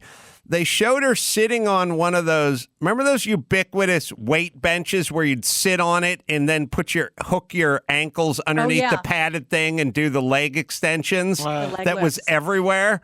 They showed her doing that, but there was only 30 pounds on the rack. like, wait a minute. My grandmother's doing a hip rehab and she does the same fucking, why not load up the weight and then... You guys know what I'm saying? Yeah. And they could make them styrofoam. It's not like she has to actually do There's it. ways. There's movie magic. Plenty. Or just show the chick lifting her legs and then pulling tight to the whole rack, moving up. No, they just had her do 30 pounds. I'm going to have to revisit the opening titles. Well, to we will be momentarily as soon as Max Pata starts doing his job. Yes, Was that and you shall see. Was that the same thing? Was Bionic Woman the same as $6 Million Man? Yes, she They was. made it the same part. They just went, the $6 Million Man is so cool. We'll just make the Bionic Woman. And then she ended up having a bionic dog. Oh. Wow. And I'd always joke, so the chute didn't open with the dog either? I don't know how the dog got bionic. Parachuting with the dog. Yes, she had a mishap and they rebuilt her. And it was always kind of a funny conceit because she had the bionic hearing, but obviously bionic hearing would mean if you ever walked into a nightclub, your head would explode, right? But it never really worked. It worked like normal hearing unless she put her hand to her earlobe and bent it 4 degrees. Yeah, she literally just bend her earlobe and now all of a sudden she could hear a ship at sea. Didn't make a lot of sense. Stupid. All right, we have it was so easy back then to make a TV show. First, we'll do the Bionic Man first, because the first thing you had to do was like kind of a military thing, and then you do the military sound, like the drums and stuff, and then we were so in love with computer graphics where it heard the sound like tick tick tick tick tick tick tick tick tick, Steve Austin tick tick tick tick tick tick. Like we're like, oh my God, there's things moving. All right, we'll play that one. Someone's got to remake this. We have the capability to make the world's first bionic man. You got to start it from the beginning, Max Zapata. Come on, man. I know you're like 26. Memories. They had the whole accident at the beginning. With the plane? Yeah. Okay, that's a different video. Let me look. Oh, all right. Maybe they shortened it up. Did you say Wahlberg was working on? Yeah, he was supposed to be doing. I think it was the $6 billion man. I'm not positive. You're right. Yeah. There are still a lot of questions around it for some reason. What's going on with it? But you're absolutely right. It's $6 billion man. Which makes more sense. That sounds like someone who could do something special. I'm going to watch this shit. Well, first I got to do Fast and Furious 9. Because, I've been dying for that goddamn movie to come out for a year and a half now. It's been the biggest lament of COVID. You know what I mean? Like, people talk about losing loved ones and family members. Fine, I get it. But what about Fast and Furious being kicked back a full year? You know what I mean? Tragic. It's tragic. All right, we'll play you the beginning of the $6 Million Man. And it's good. But then you'll see the Bionic Woman and how much they mailed it in. There it is. Cyborg. I don't know if this is Human being whose original Max heart. Zapata doesn't know the beginning of the $6 Million Man, so he's just going off what the internet. This isn't anything, Max Zapata. What a title sequence this is. Yeah, this ain't the beginning. Max Zapata. Trust me when I tell you, I'm that ain't not it. the one playing it. I got it. We're getting it. The internet's kind of fucked up, right? Nothing's working right now. I feel like the opening of the $6 Million Man can't be too hard. But I've been watching that. I've been watching The Bionic Woman. I've been watching the shit out of Charlie's Angels. It's all out there now. Everything. There's no reason to ever leave the house ever again. Not with that. Do you have those? We're approximately the same age, Doug. Did you watch all that shit when you were growing up? Of course. All I did was watch TV growing up. Play sports, watch TV. But I don't even remember it that well though. That I mean, I was pretty obsessive with $6 Million Man growing up, but I honestly don't remember it that well. I remember Lee Majors and Lindsay Wagner was the Bionic Woman, right? Yes, she was. They didn't have. It was always kind of weird. Those shows would jump the shark. At some point, you could tell when they jumped the shark, which is, it was like Happy Days jumped the shark when Ralph Malph wanted to have long hair and sideburns and stuff. Well, I thought Happy Days jumped when they jumped the shark. Right, when it jumped the shark. You're right. You're right. But I guarantee when Ralph started getting out the blow dryer, that was the beginning of the end for Happy Days. And the quality just sunk. For the $6 Million Man, when Lee Majors went with the cheesy 70s mustache, that was the beginning of the end. First few episodes. No. Now, we have the beginning of that, Max Spada? I think if you would have let it go, you would see the plane crash. I just want the opening for the show, though, as it was. Yeah, it looks like they have a bunch of different versions. So it's No, there's the one version that just ran. They have a bunch of different versions. There's a bunch of different versions that the internet has created, but I'm saying there is one. It just starts off with the X-plane being dropped from the B-52. That's a shot. I'll try another one. Let's see if we can see something. Dawson, you probably know the $6 Million Man, right?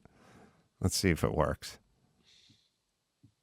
All right, we'll try it from here again. There it is. That's BCS arm switch is on. Okay, Victor. Landing rocket arm switch is on. Here comes the throttle. Circuit breakers in. There it is. Separation. Inboard and outboards are on. We're coming forward with the side stick. Looks good. Roger. Now look how much better this one is than Bionic Woman. Direction elbow is off. Trim selected. Emergency. Flight column, I can't hold it. She's breaking up. She's breaking.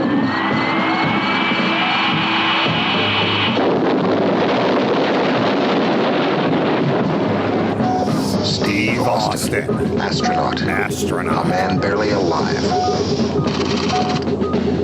We love the graphics. We can rebuild him. We have the technology. We have the capability to make the world's first bionic man. Steve Austin will be that man. He's curling 500 pounds. Before. Better. Stronger. Faster. Oh, yeah. Now the song kicks.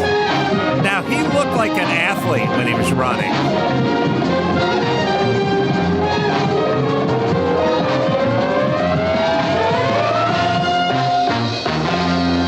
Oh, yeah. That's an opening to a show. Heart pounding. The Bionic Woman, they're like, fuck it. We got $10 in 10 minutes. Like, we got to just crank this shit out. They put almost, Gina, as a woman, you should be offended. I am just at your description. By how little effort they put into the Bionic Woman. They just didn't care. Let's see it. I'll show you that one. Bum, bum.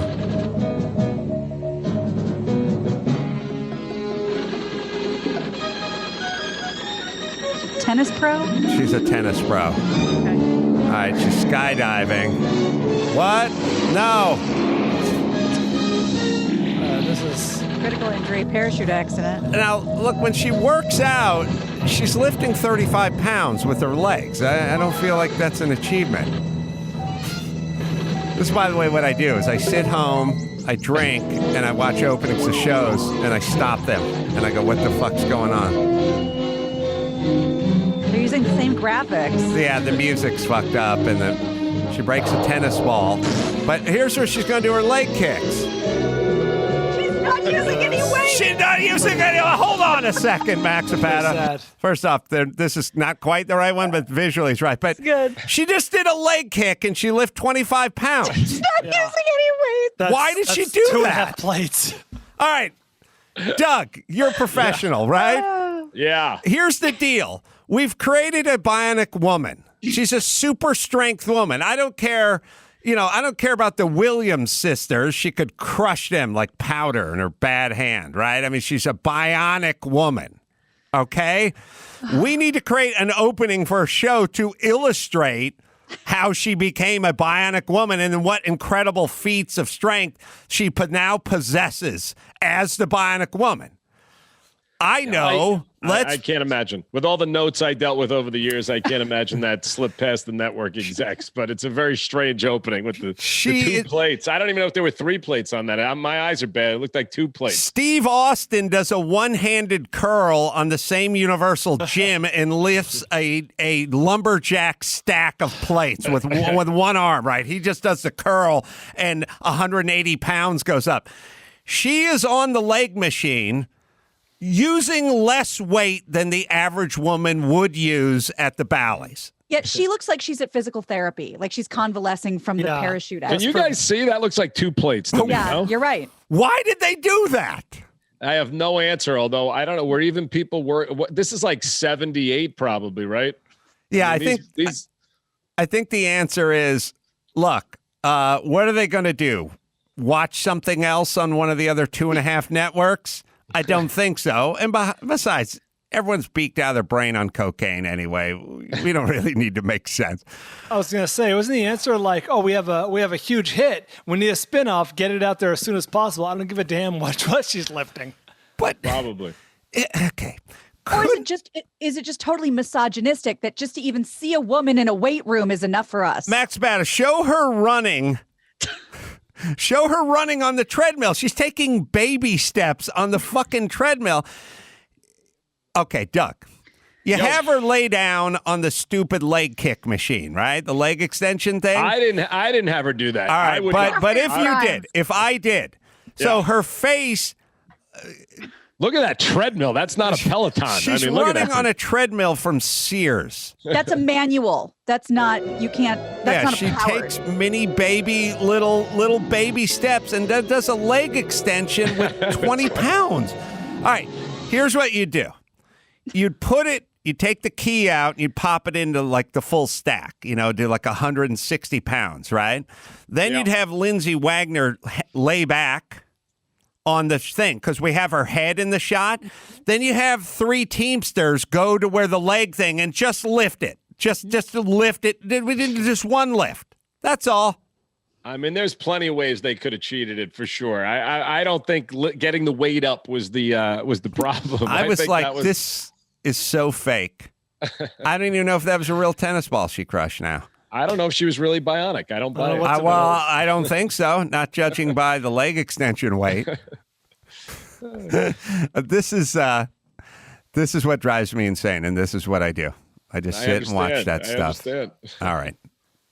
Has anyone complained about this ever? I have not heard $6 Million Man or women comments even in a long time. Besides when the Wahlberg movie was coming, I haven't heard it mentioned in quite some time, but I think you might bring it back. I mean, but I think it's time for a rewatch podcast. Are you offended that Steve Austin had all the great footage of the X-plane and the actual archival crash and the lifting of the heavy weights and the running?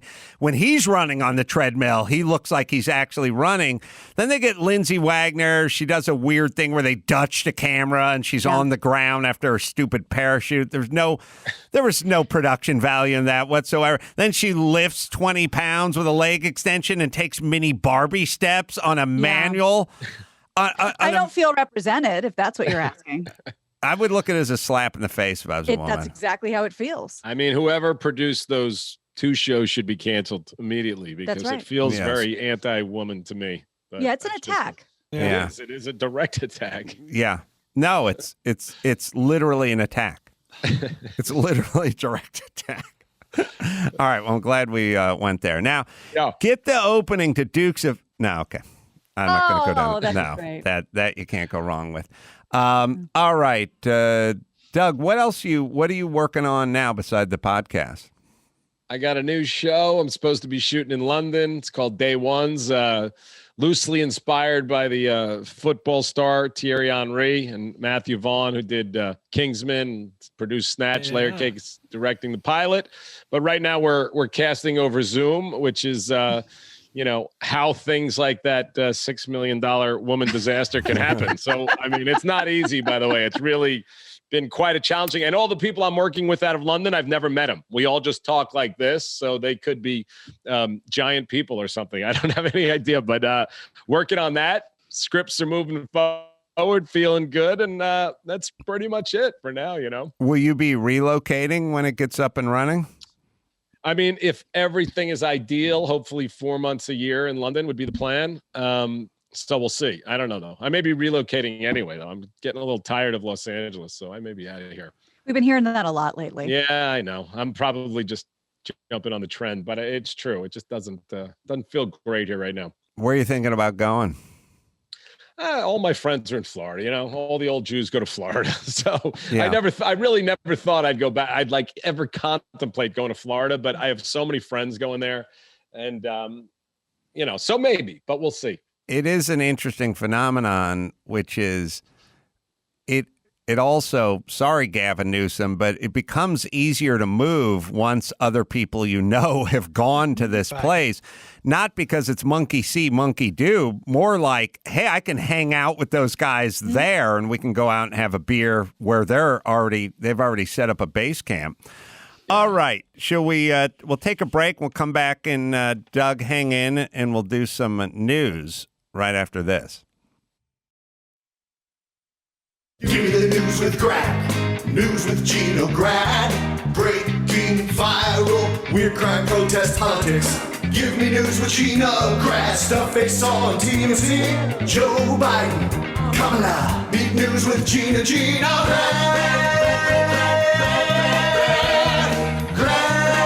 The news with Gina Grad. Your biggest muscle group are your quads. Your legs are the strongest muscle group you have, and she does 20 fucking pounds. 20 pounds. I thought that was news. I didn't know what was happening. To say it was disappointing doesn't begin to describe how I'm feeling. Yep. Sorry. So New York Governor Andrew Cuomo has admitted that he made a little mistake, a little oopsie, and should have released the information related to coronavirus deaths in nursing homes in a more timely fashion. The admission comes as his office faces a lot of criticism for withholding that information on COVID-19 deaths at nursing homes during the pandemic.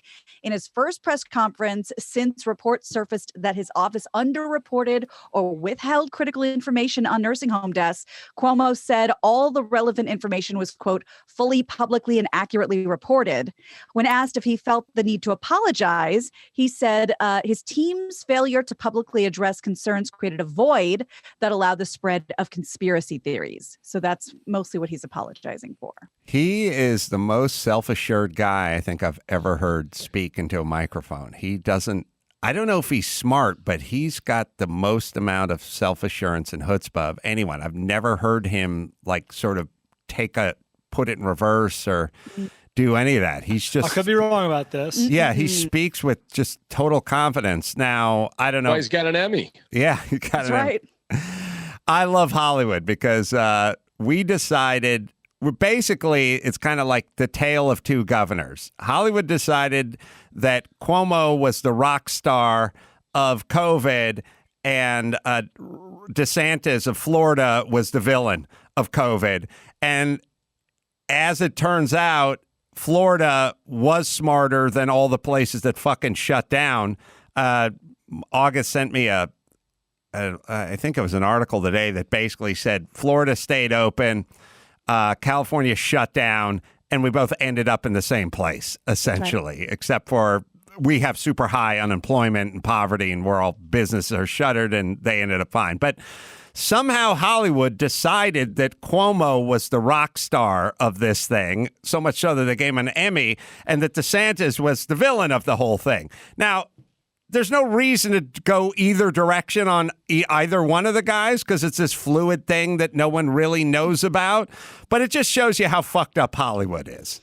And the whole nursing home thing, that is an old story. It's really just now that many outlets have decided to get into it sort of after the election. But it's been a story. It's been around for like 9 or 10 months. It's just now the mainstream is kind of coming onto it. Now he's apologizing, or he's acknowledging in some way. I guess he needed to get the Emmy hardware in the office. See, I'm kind of like, what you said is fluid situation. So it's hard history is going to judge everybody.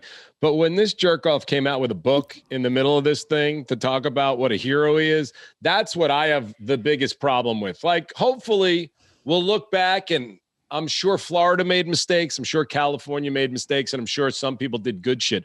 But coming out with a book in the middle of people dying all around you and people while you're closing people's businesses down and going, this is how you lead. That's what bothered me more than the Emmys is, I do have an Emmy, by the way, but it's kind of a joke also. I lost a bunch of them. So I don't have any love for them either, but the whole thing was very strange. And look, it all did become political in a lot of ways. And I think history will tell us what exactly happened, but it's a shame. Well, and that's such a great point, because the name of the book is American Crisis: Leadership Lessons from the COVID-19 Pandemic. We're in the COVID-19 pandemic. That was 16 weeks ago, by the way. That's not even we were in the thick of it, What do you learn? And what are we looking back? Yeah. Also, New York, I think, or Max Spada can look it up, but New York had like the second highest death rate. Maybe it was New Jersey and then New York or something. Should the guy who presided over that, whether it was his fault or not, whether the nursing home, and evidently the nursing home thing was a big deal because the elderly are the most vulnerable, and then he sent people back into the nursing home, but fine. But should you be writing a book when you're presiding over when you're top 5 in death toll as a state? I don't think you should be writing a book when you're a sitting governor. I think it's a joke that he's spending his time writing books and getting paid for it. I think the whole thing was a joke. And I said that 4 months ago when it happened, even when everybody was or certain, again, I'm kind of in the middle. I hate people on both sides, but I couldn't believe he had a book come out in the middle of that while people are dying. While people's businesses, I'm not smart enough to know, whether we should have closed, whether it should have been a 50%, but I know that everybody should have been really thinking about how we could help rather than writing books, Well, the biggest absurdity is the timing of it coming out in the middle of this, in the midst of a pandemic, like you're writing your cancer memoir while you're going through chemotherapy. It's like you haven't really learned anything yet. You're going through it. Maybe in a few years you'll have some perspective.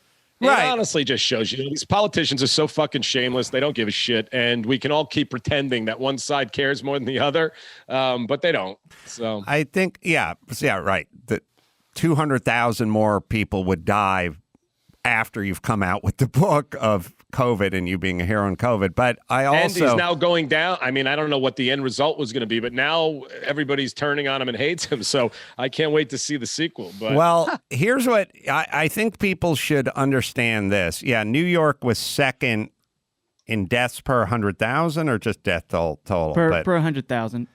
It's so weird taking a fucking victory lap when you're it's bizarre. And almost again, at the top in the death toll. But you got to look at everything. Yeah, sorry. I was going to say it sort of dovetails with my cancel culture thing, which is those who are sort of applauding it because it's not happening to them, it will come back to you at some point. And I think Cuomo was getting a little high off his own supply because he was sort of the darling of this thing. He would go on with his brother and they'd do these fluff pieces and Hollywood was kissing his ass and he had all the mainstream behind him and he was like, hey, man, I'm Teflon.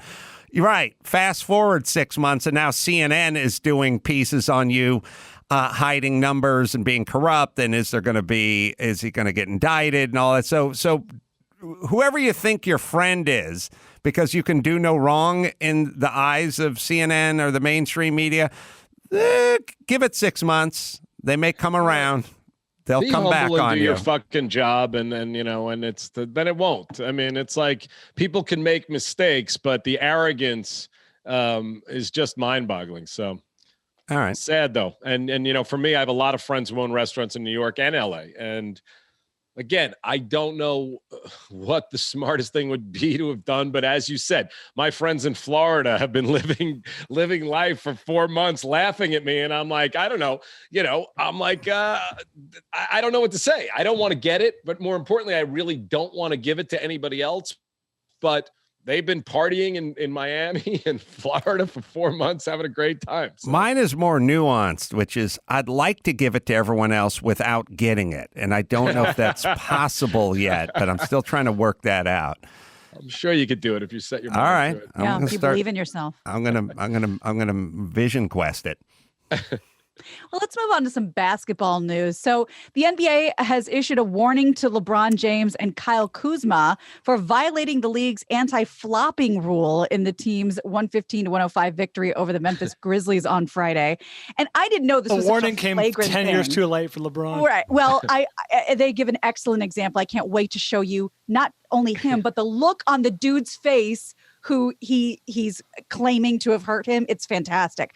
Let's see here. The incident involving Kuzma occurred with 6 minutes, 31 seconds left in the game on the Lakers, up 102-91. Kuzma defended Brooks on a drive. Brooks extended his elbow to get past Kuzma, and he flies out of bounds after receiving this nudge.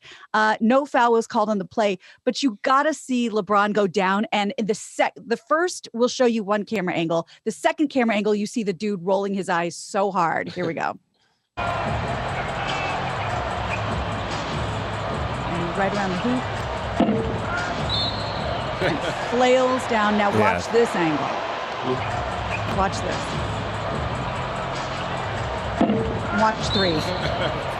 Well, here's how you know LeBron and whomever is flopping. If you told LeBron, hey, I'm going to have like 10 guys get a running start and who played high school football and see if they could knock you over with a running start, he'd go, fuck that. And you'd never be able to get that guy off his feet because he's a world-class athlete. He's as strong as you can be. So if you kind of reverse engineer the flop, which is not only would that have not knocked down our elderly parents, but LeBron James, let's just say LeBron James didn't want to fall down. Could you knock him down? Do you think? I had LeBron on Entourage. This man is it is muscle on top of muscle. If he doesn't want to go down, he's not going down. The Bionic Woman could definitely not knock him down. But well, wait a minute. She can squat almost 40 pounds, Doug. So, but yes. So he's a specimen, and if he in fact didn't want to go down, good luck trying to get him down. So the fact that he would go down at all, it's almost like a de facto flop. Yeah. If you can stand stationary with LeBron James and push him and have him land on his keister, he's flopped because yes. This is I get it. If you want, you want your extra shot at an extra shot or whatever. I get it, I guess. But where's your shame? I mean, that you really have to put your dignity on hold to go down like a freshman girl in musical theater class with that sort of flamboyance and feel good about it.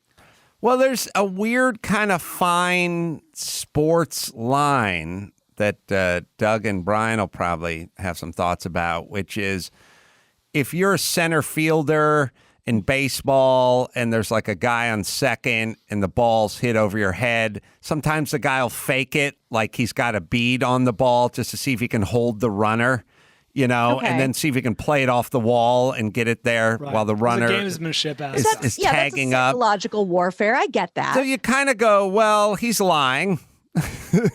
He's making this up, but there's a technique. If you really want to distill it down, look what Brady would always do.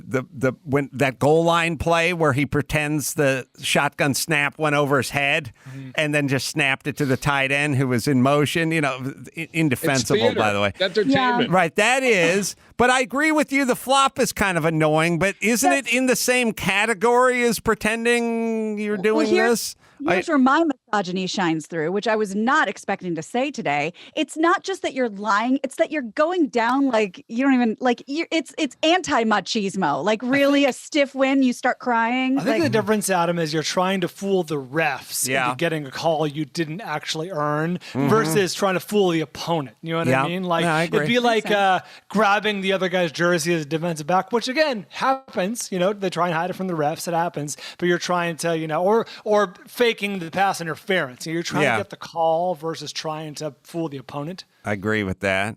In general, it's not a satisfying part of the game, and it does kind of makes it look a little sort of, I don't know, French farcy or something. I would agree. I would try to see if we could wean that out of the game. Nothing like, there is a charging call where the guys sort of stand their ground and get charged and get hit, make some real contact and drop down on their butt, where there's a little flop element of that.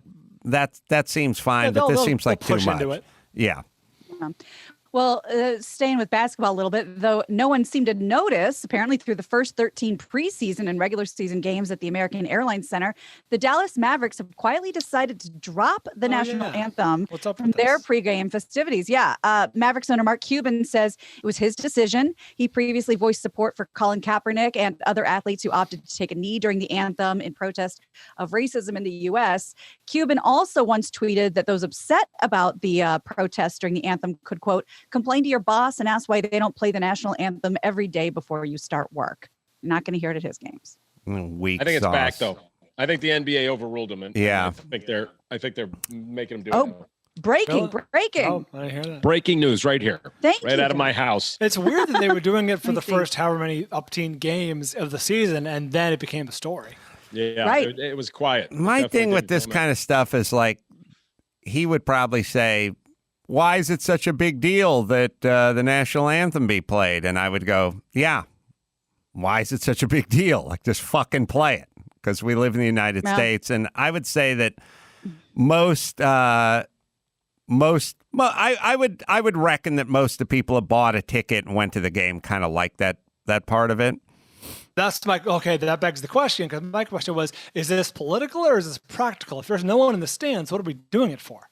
Oh, is there anyone in the stands? I think you got to walk a fine line if you're a white NBA team owner and your league is, 75% black. You just have to pretend like you're down with the cause. I mean, let's be honest. It's not that any of these people really give a shit about anything. They just have to pretend to be down with the cause. I mean, it's nothing more than that. I like Mark Cuban. And I don't think they don't have thoughts about, tolerance and racial equality and all that kind of stuff. But I mean, they are trying to satisfy their players. I totally agree with you, and I see what you're saying. I think Mark Cuban might be the exception to the rule. Like, I agree. I think Mark definitely. I think Cuban believes about what he's doing. Yeah. Yeah. I don't. You can't lump me with Robert Kraft, for example. Yeah. Or rich white owner. No, what I'm saying is you have, look, if you're in a league where on a nightly basis 5 of your starters are going to be African American and may think of this cause much differently than Tom Brady and some of his possession receivers or Larry Bird would have, and you're in charge of that team or you own that team. Remember when we weren't allowed to use the word owner for 10 minutes? Team owners. Yeah. Then you're going to have to make adjustments. That's what I think is going on. Otherwise, I don't know, could have done it 10 years ago. I mean, right? There's always been, we live in a racist nation. Seems like I know we just got racist 10 minutes ago, but is that really how racism works? I don't know. I'm going to bring it up at the next meeting. All right. So we live in a systemically racist nation. But whenever you ask someone what this systemic racism is, they don't really they can't really put their finger on it. But let's get rid of it. Let's get rid of systemic racism, everybody. Or everyone's a white supremacist, or I'm not sure. I am so disappointed that in 2020 and 19 and on, we decided to revisit this racism thing and never fucking stop talking about it. It's insane. Doesn't help anybody. Certainly hurts the people you claim to want to help. All right, get back to me. Tell me how that one works out, people, because it doesn't work out. Pacifism. It never. This is Billy Jackish. Yes, it never works. But all right, keep going. And by the way, do all the window dressing shit. Go do the Black Lives Matter march, get rid of the national anthem. See how that helps the inner city kid in Chicago. Go ahead. Or see how getting rid of the Washington Redskins helps the indigenous population. That's so Whitey can feel good. Okay, no difference. I'm only basing it on nothing ever changing. There's real there's real discussions to have, and it's not about the fucking national anthem. Well, it's like we talked about yesterday, not that we want to, peel this Band-Aid off again, but how much inner city kids in California are truly suffering not being able to go to school, and nobody cares. Yeah, it's like we have nonstop discussions about defunding the police, or we have nonstop discussions about gun buybacks or long rifles, assault rifles, banana clips, all the gun violence. Never seems to trickle down to all the poor black kids that are getting shot in the inner city on a daily fucking basis. Never really addresses that. Pulling the cops back just means more violence and more death. Amongst the people you're trying to help? Okay. That's how I know they're not interested. They're not interested in young black people, or the fucking schools would be open, and they're not interested in young black people, or they'd be down in the fucking inner cities trying to do some good instead of, we're going to argue about whether we should take a knee or get rid of the national anthem. Okay. Doesn't since we've been arguing about this, another 40 kids got shot. Okay. All right. That's good. Let's just keep talking about something else. You know what I mean? It's not like those guys are getting shot with assault rifles. Everyone's got a fucking gun. Now go get more cops out there. We're insane. We're insane. And the real insanity is it's not the assholes that are talking about it. It's all the fucking sheep that buy in because they're scared shitless to talk about it. That's what we're dealing with here. See how quiet everyone gets whenever I talk about this? It works. It works. You guys are scared to talk. It works perfectly. I'm just talking to you. It works. You guys should. There was a meter about talking. You guys go flat when I bring this shit up. It's how it works. It's work. I have no meter, no flatness. There's multiple thoughts on it. I think it's fine that people think about how they can be better and how they can think about other people more. As a Jewish person, we've tried forever and ever to make sure the Holocaust stays alive and that people appreciate that. So I think it's fine when people do look back and go, how can we make sure people's injustices are heard and cared for? At the same time, getting rid of cops was Minneapolis is now voting like money, millions is pouring in to get more cops back. Overcorrections happen all the time, and crazy politicians get out there and instill fear in people, the media as well, on both sides. And then stupid shit happens. Like we don't have any fucking cops and you can't get anyone to come see you. That being said, I do think there's plenty of room to do both, to actually have discussions where people understand that there have been injustices caused to lots of people.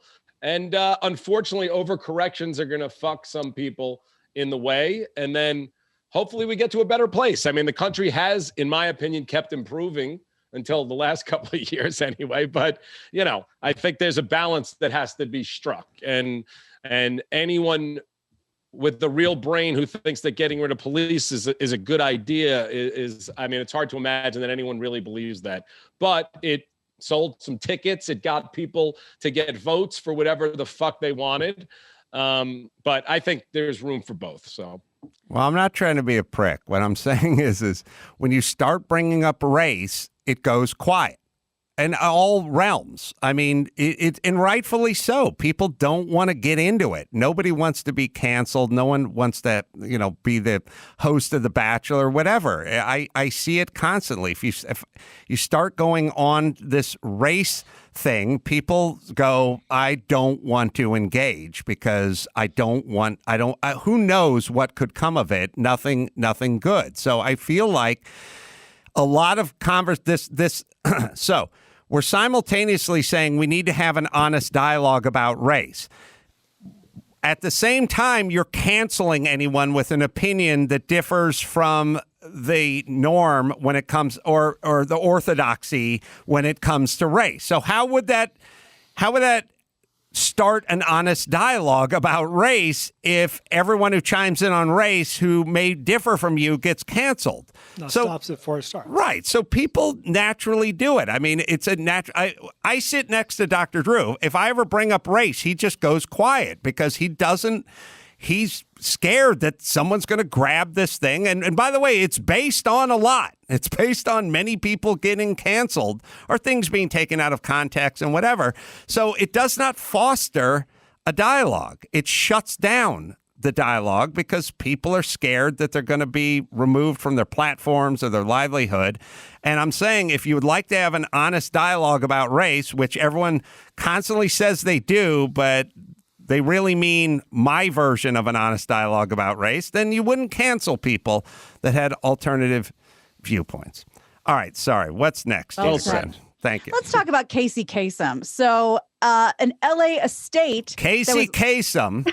He died, didn't he? Yes, but he starred in an episode of Charlie's Angels. Of course he did. Of course. Where he played a news anchor who covered golf. And Jamie Lee Curtis played the female professional golfer. Wow. Was this before Halloween or after? Like, was she a known, was this like a guest star thing? I'm going to say Halloween was probably 1980, 79, 79, 78, 79. My guess is 78, but late 70s. Okay, late 78, early 79? Halloween was 78. This episode of Charlie's Angels, also 78, October of 78. Big year. Oh, Yeah. wow. And Casey Kasem played the golf news anchor. Wow. And it was weird to see him while he was talking. And we're counting them down. And I know there was a lot of stuff about his body and where it was going to be cremated. Well, yeah. There's a big argument about that. I can give you a little overview on that. And that was, I mean, Carrie was going on, many news outlets to talk about the battle she was in. Carrie Kasem with Jean, his wife at the time. But I had been to, now I can say one of his houses. I was like, oh, this is lovely. This was not the house I was at.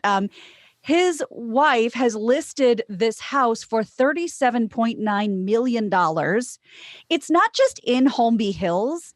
It's in what's called the Platinum Triangle inside Holmby Hills. So let me say this. Yeah. In the episode of The Bionic Man, they were going to take out the entire Eastern Seaboard for $20 million. They wouldn't have only bought 2/3 of that house. That's right. Just the backyard. That's Absolutely. Right. Sorry. And we have a sort of a bird's eye view picture so you can get an idea.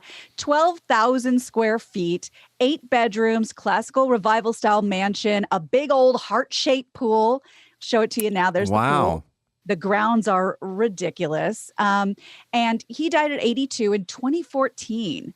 That was 7 years ago. I can't believe it. Ms. Kasem and some of Casey's other family members, including 3 of his children and his brother, engaged in this lawsuit, according to the court records. So the children and the brother claim that Ms. Kasem had neglected and abused Casey, resulting in his death, while she sued back and claims that they were doing it to him. The suits were both settled in 2019, according to court records. And I just remember Carrie going on every news outlet talking about how he had Lewy body dementia, and Jean was like dragging him all over, from nursing home to nursing home. And then I think they ended up in another country, and it was just really brutal. But now she's, there's about to be a $40 million payday. If anyone's paying $40 million for a house these days, I don't know. Doug, who's the market for this? They are. Your parents. Marketplace is flying. I see every day. I see another $40 million house gets. It's crazy. Are your parents still alive? Are we talking to me? Yes. Sorry. My mother passed away. My father is still alive. Does he have anything to leave you?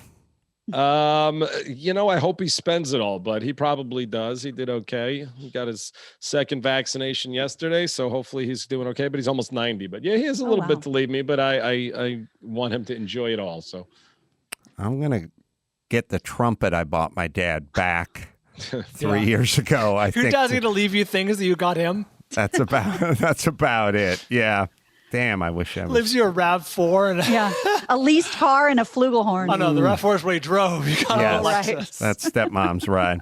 All right, let's bring it home, Gina Grad. You got it. I'm Gina Grad, and that's the news.